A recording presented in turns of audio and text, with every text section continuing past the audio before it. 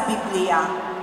Ngunit ang dalawang pananampalataya ay nag-iisa.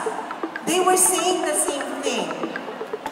At nagmula mismo sa Second Vatican Council of 1954 na ang Muslim, tulad ng Kristiyano, together with us, we adore one merciful God.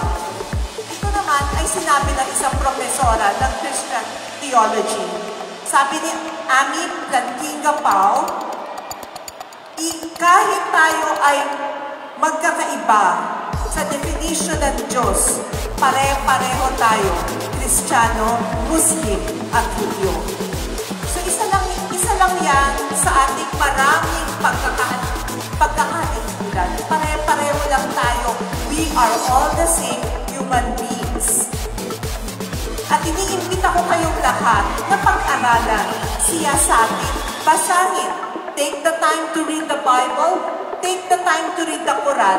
Dahil sa pag-aaral at sa edukasyon, which I am the directress of Royal British College na nag-perform ng singil para sa inyo kanina, we are trying to inculcate and to show the differences and the commonalities of us Filipinos. We need to understand where we came from and we need to understand where we're going. And it is only with the understanding of our history that we will go somewhere, because that is going to bond our understanding of each other. Kami po, speaking as a trader, as an investor in IPA, lumaki dito, pangatlong henerasyon, kami ay proud na ang Fiesta World Mall sa Lipa City ang unang nagbigay ng pagkakataon sa ating mga kapatilang Muslim. Winelcome po kayo sa Fiesta World Mall na magkaroon po kayo ng maayos na mga tindahan at higit pa doon, nagkaroon po tayo ng mosque para sa ating mga kapatirang Muslim. So in Fiesta World Mall, we live the idea that we can all live together.